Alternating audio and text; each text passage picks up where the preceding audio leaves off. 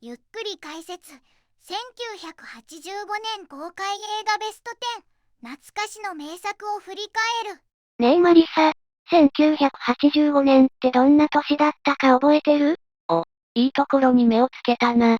1985年は映画の当たり年だったぜ。日本でも海外でも、今でも語り継がれる名作がたくさん公開されたんだぜ。へえ、どんな映画があったの？例えば、バックトゥザフューチャーや乱暴怒りの脱出、あと日本のアニメ映画では吸血鬼ハンター D なんかもこの年に公開されたんだぜ。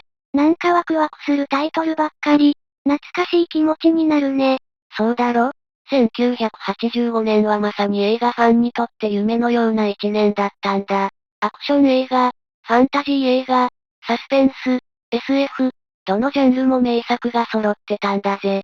なるほどね。でも、そんな名作が揃ってるなら、どれが一番だったのか気になるな。それじゃあ、今回のテーマを発表するぜ。今回は1985年日本公開映画ベスト10を紹介していくぜ。ランキング形式で、10位から1位まで発表するから、ぜひ最後まで楽しんでくれよ。第10位、吸血鬼ハンター D。ねえ、マリサ、吸血鬼ハンター D って知ってる？もちろんだぜ、レイム。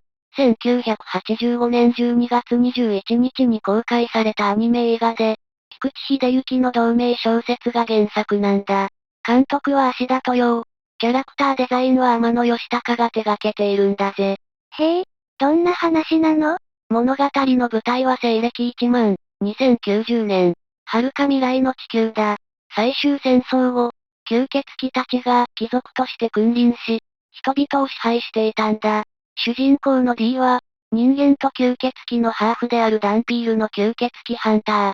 彼は、吸血鬼に襲われた少女ドリスから助けを求められ、彼女を守るために戦うんだ。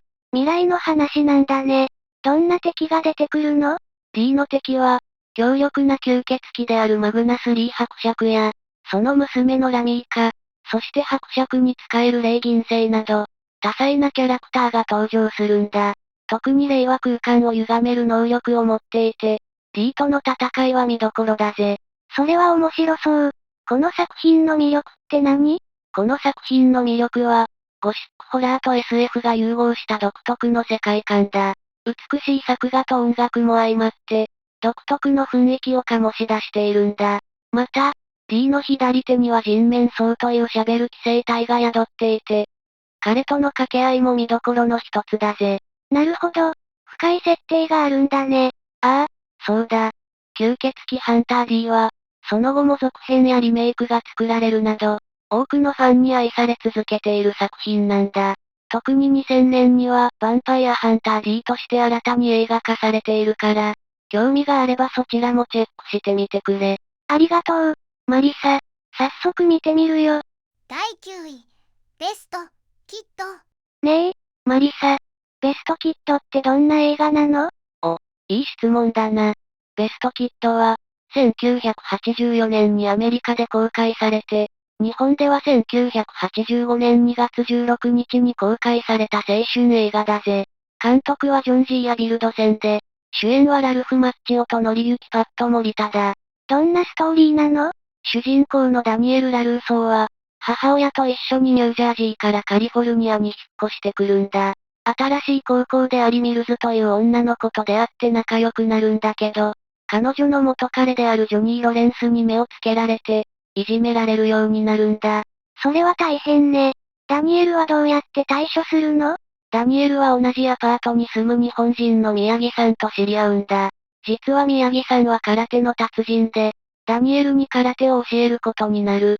でも、その練習方法がユニークで、車のワックスがけやペンキ塗りといった一見関係なさそうな作業を通じて、基本的な動きを身につけさせるんだ。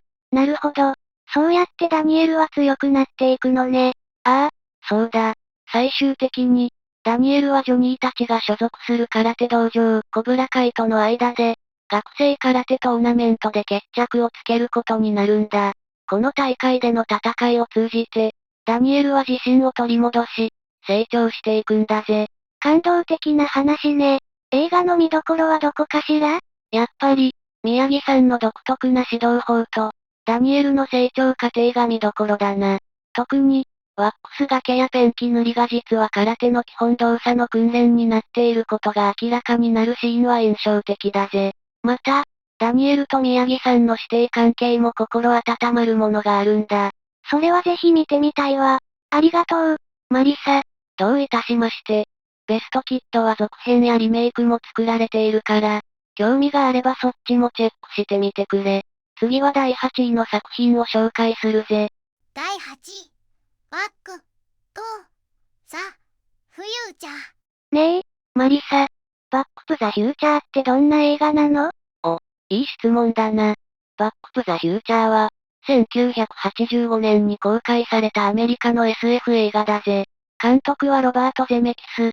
制作総指揮はスティーブン・スピルバーグが務めているんだ。主演はマイケル・ J・ フォックスで、彼が高校生のマーティ・マクフライを演じているんだぜ。物語は、1985年のカリフォルニア州の架空の街ヒルバレーが舞台だ。マーティは親友であり科学者のエメット・ブラウン博士。通称毒が開発したタイムマシン、デロリアンを使って、誤って1955年にタイムスリップしてしまうんだ。そこで若き日の両親と出会い、母親のロレーンがマーティに恋心を抱いてしまうという事態に陥る。このままでは自分の存在が危うくなるため、マーティは両親の恋を成就させ、元の時代に戻る方法を探るんだ。タイムトラベルって面白そう。でも、過去を変えると未来も変わっちゃうんじゃない？その通りだぜ、レイム。過去の出来事を変えることで、未来が大きく変わってしまう可能性があるんだ。だから、マーティは自分の存在を守るために、両親の関係を元に戻そうと奮闘するんだぜ。この映画は、タイムトラベルのパラドックスや家族の絆をテーマにしていて、笑いあり、感動ありの名作なんだ。なるほど。どんなところが見どころなの？見どころはたくさんあるけど、やっぱりデロリアンでのタイムトラベルシーンや、1955年のレトロな雰囲気、そしてマーティがロックンロールを披露するシーンなんかが特に印象的だな。また、毒との掛け合いや、過去と現在の対比も面白いんだぜ。それは楽しそう。見てみたくなったわ。ぜひ見てみてくれ。バックプザフューチャーは、その後も続編が作られて、3部作として完結しているから、全部見るとより楽しめるぜ。第7位、レディホーク。ねえ、マリサ。レディホークってどんな映画なの？いい質問だな。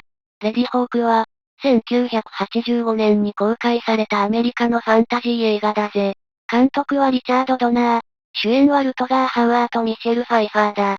物語は中世ヨーロッパを舞台に、悪の司祭の呪いによって、昼は鷹、夜は狼の姿に変えられる恋人同士の運命を描いているんだ。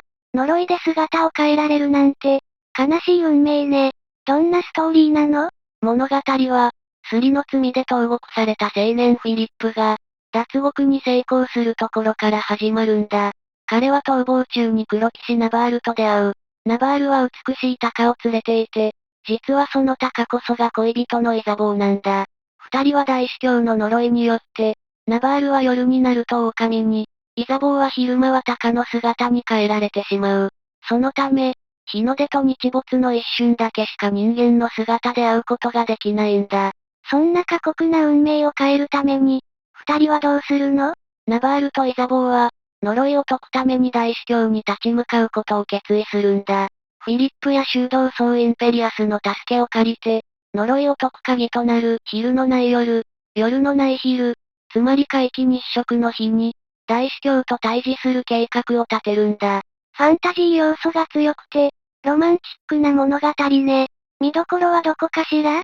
この映画の見どころは、美しい映像と音楽、そして何よりもナバールとイザボーの切ない愛の物語だな。ルトガー・ハウアーとミシェル・ファイファーの演技が光っていて、二人の絆の深さが伝わってくるんだ。また、マシュー・ブロデリック演じるフィリップのコミカルなキャラクターも物語に彩りを添えているぜ。第6位、ヤシャ。ねえ、マリサ。ヤシャっていう映画、知ってる？ああ、知ってるぜ。1985年8月31日に公開された日本映画で、主演は高倉健さんだ。監督は古畑康夫さんで、脚本は中村勉さんが手掛けている。高倉健さんが演じる主人公の修二は、かつて大阪南で人斬り屋者と恐れられたヤクザだったんだが、足を洗って日本海に面した小さな漁港で漁師として静かな生活を送っているんだ。へえ、そんな過去を持つ人が主人公なのね。どんなストーリーなの？修二は、妻の冬子、石田あゆみさんや3人の子供、そして義母の梅、音羽信子さんと平穏な日々を過ごしていた。しかし、ある冬の日、南から恵子、田中優子さんという女性が子連れで流れてきて、小料理屋、ホタルを開くんだ。恵子の妖艶な魅力に漁師たちは惹かれ、店は繁盛する。だが、しばらくして恵子の紐でヤクザの矢島、ビートたけしさんが現れ、漁師たちに覚醒剤を売りつけ始めるんだ。それは問題ね。修二はどう対応するの？修二は過去に覚醒剤で妹の夏子、段文さんを亡くしており、覚醒剤には強い嫌悪感を持っていた。彼は恵子に覚醒剤を隠すよう忠告するが、矢島は逆上し、修二と対立する。その際、修二の背中の入れ墨があらわになり、彼の過去が明らかになるんだ。最終的に、矢島が組織に連れ去られ、恵子は修二に助けを求める。修二は再び南に戻り、矢島を救おうとするが、矢島は命を落としてしまう。物語の終盤、恵子は修二の子を身ごもっていることに気づき、南へと帰っていくんだ。なんだか切ない物語ね。見どころはどこかしら？高倉健さんの渋い演技と、田中優子さんの妖艶な魅力が光る作品だな。また、ビートたけしさんの狂気じみた演技も見応えがある。古畑康夫監督と高倉健さんのコンビが生み出す独特の世界観が、この映画の魅力だぜ。第5位、ビバリーヒルズ、コップ。ねえ、マリサ。ビバリーヒルズコップってどんな映画なの？いい質問だな。ビバリーヒルズコップは、1984年にアメリカで公開され、日本では1985年4月27日に公開されたアクションコメディ映画だぜ。監督はマーティン・ブレスト。主演はエディ・マーフィが務めている。エディ・マーフィの映画初主演作であり、彼の出世作とも言える作品だな。物語は、デトロイト市警の刑事、アクセル・フォーリーが主人公だ。彼は優秀だが型破りな捜査手法で知られている。ある日、幼馴染のマイキーがロサンゼルスの高級住宅街ビバリーヒルズで殺害される。アクセルは事件の真相を探るため、単身ビバリーヒルズに乗り込むんだ。現地の警察と協力しながら、持ち前の起点とユーモアで事件を解決していく。エディ・マーフィのコメディ要素が強いのかしら？ああ、そうだ。エディ・マーフィの軽妙なトークとコミカルな演技が、この映画の大きな魅力だ。彼のユーモアがアクションと絶妙に組み合わさって、観客を引き込む作品になっている。また、劇中で流れるアッセル F というテーマ曲も有名で、一度聴いたら耳に残るメロディだぜ。へえ、それは面白そう。ところで、この映画に関する裏話とかある？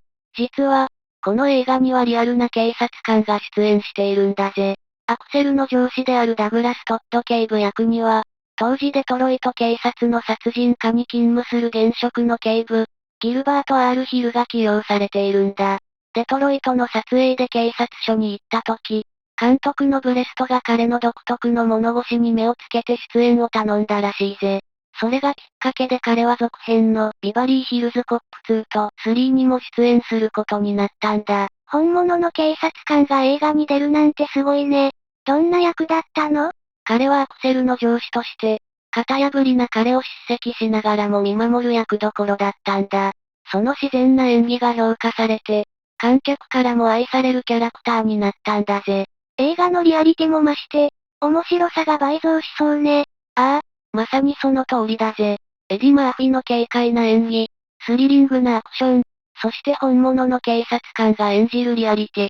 この映画は、今見ても楽しめる名作だぜ。第4位、バッドボーイズ。ねえ、マリサ。バッドボーイズって、ウィル・スミスが出てるあの映画？いや、今回は1983年のバッドボーイズを紹介するぜ。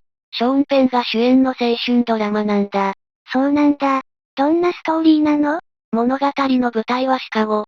16歳の高校生ミック・オブライエンは、札付きの不良少年で、敵対するギャングのリーダー、パコの弟を事故で死なせてしまう。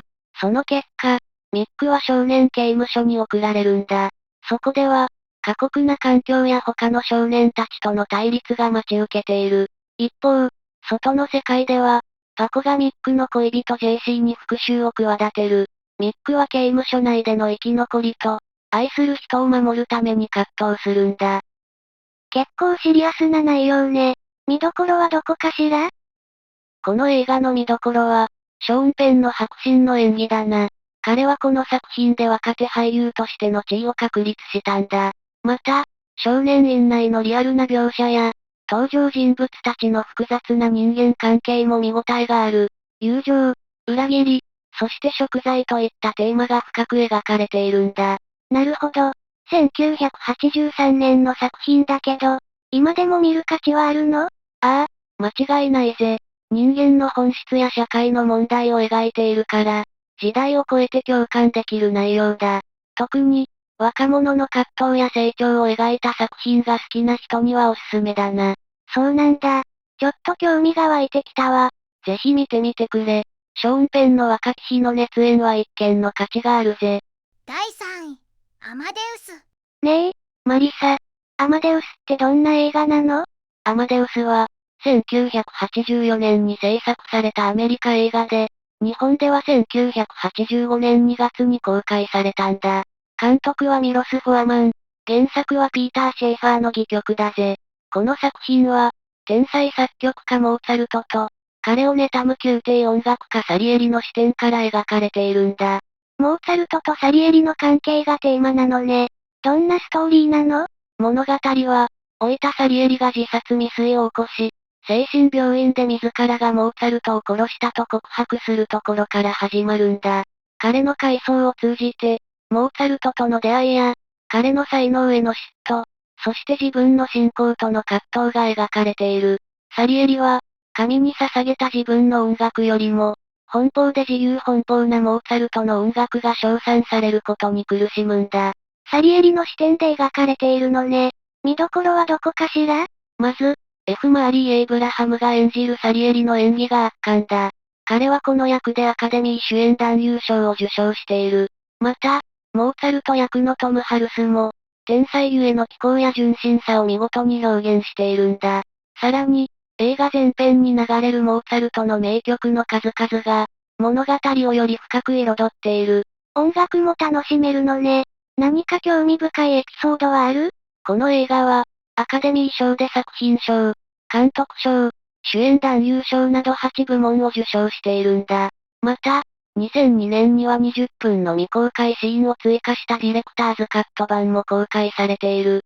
さらに、2019年にはアメリカ国立フィルム登録簿に文化的、歴史的、美術的に重要な作品として選ばれたんだ。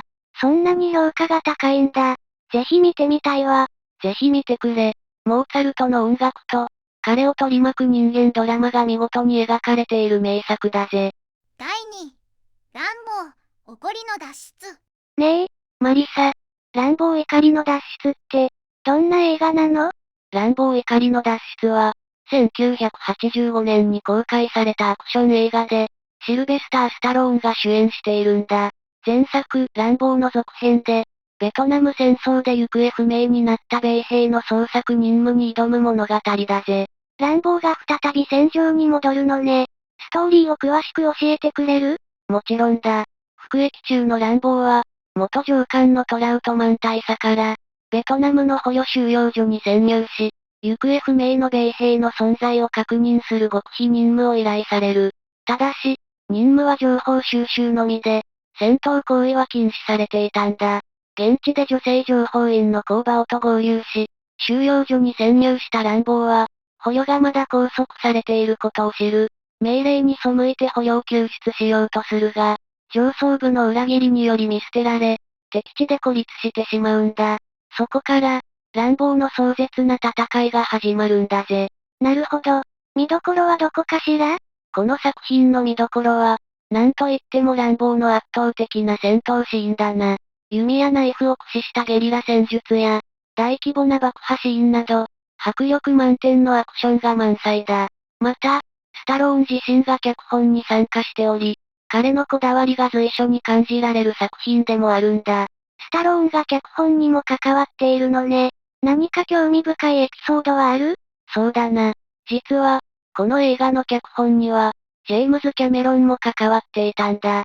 彼は、ターミネーターやエイリアン2の脚本と同時期に本作を手掛けていたんだけど、途中でスタローンと意見が合わず、最終的にはスタローンが大幅に書き直したらしい。もしキャメロン版が完成していたら、また違った作品になっていたかもしれないな。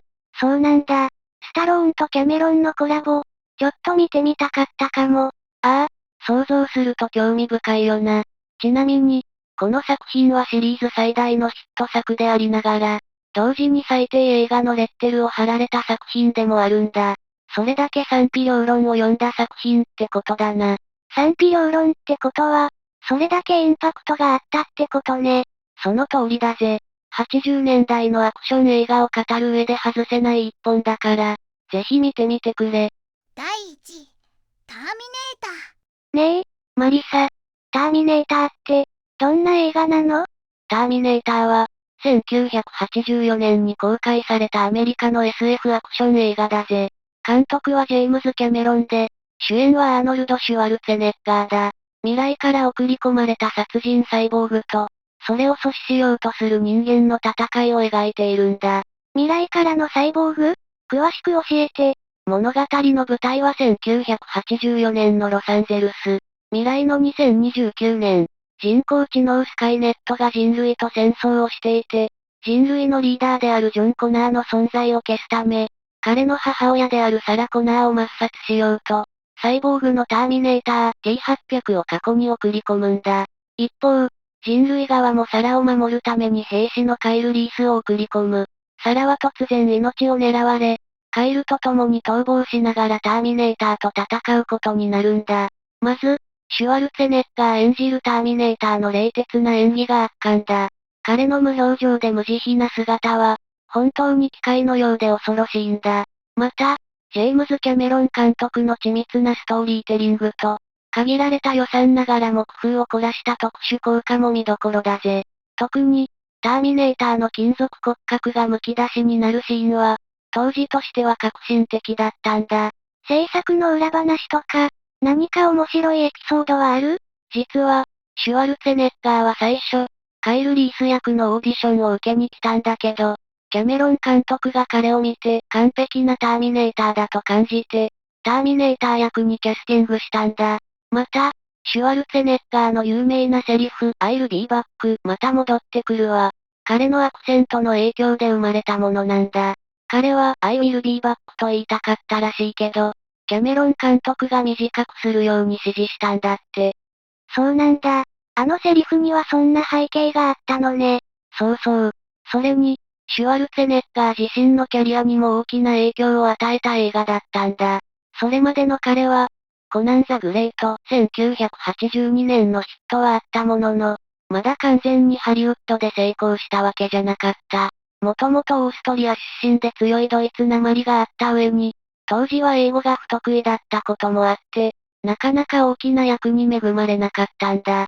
でも、その英語のぎこちなさが逆にロボットらしい無機質な演技とマッチして、結果的に T800 役にぴったりだったんだぜ。これが大ヒットしたことで、彼は一気に国際的なスターへと駆け上がったんだ。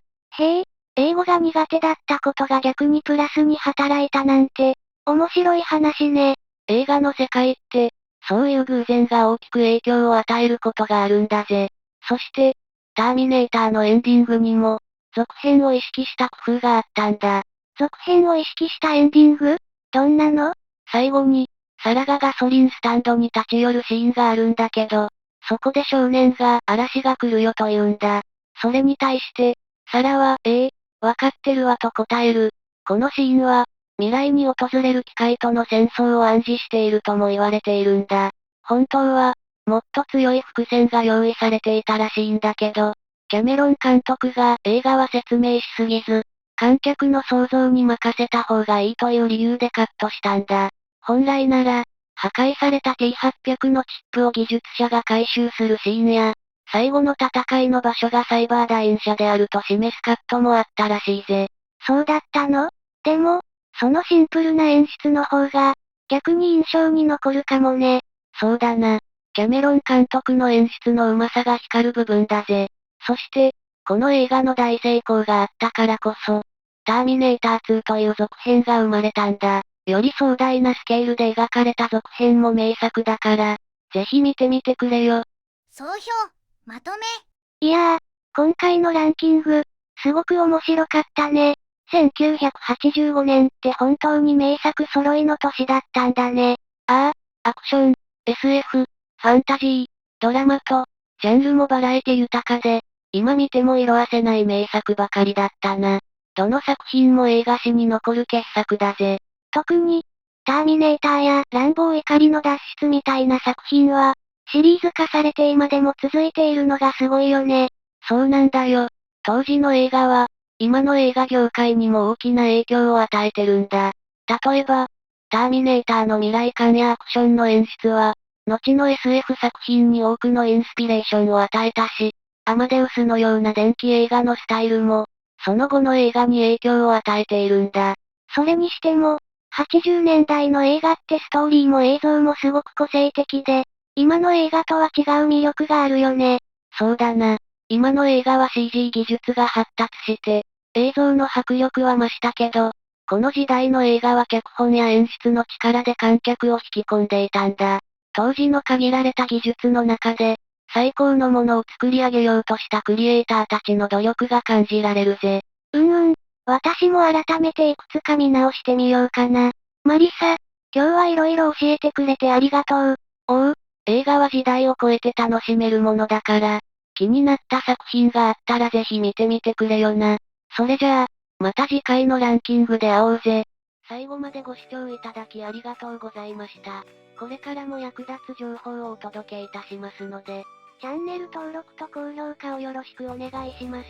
コメント欄でご意見や質問もお待ちしています。それではまた次回お会いしましょう。バイバイ。今日も一日良い日で、またね。